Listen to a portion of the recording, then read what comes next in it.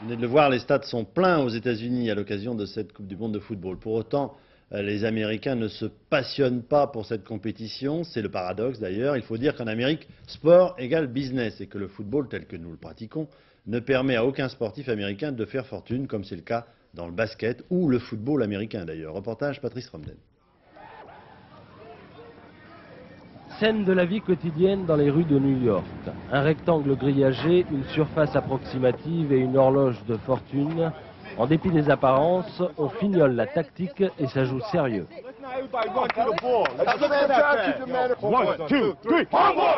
Le basketball est aux États-Unis le sport roi, surtout en cette période de l'année où l'on vit au rythme des playoffs, le tournoi final du championnat. Et le football dans tout cela, eh bien, c'est tout de même le deuxième sport le plus populaire du pays. Un Américain sur 6 avoue le pratiquer et la Coupe du Monde ne peut qu'attiser cette envie. Je regarde la Coupe du Monde à la télévision et ça me plaît, ça me donne encore plus envie de bouger. Au basket comme au foot, tu vas, tu viens, tu dois maîtriser le ballon. La seule différence, c'est qu'au foot, tu le fais avec tes pieds.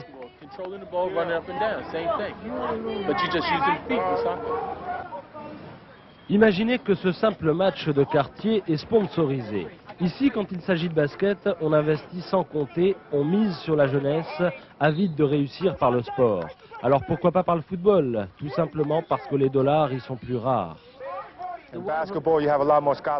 Les universités proposent des bourses scolaires aux basketteurs, mais pas aux footballeurs. Si tu es un bon joueur de basket, l'université te repère, elle te paie des études, elle te permet de tenter une carrière professionnelle. C'est pour ça que le basket et le baseball sont populaires.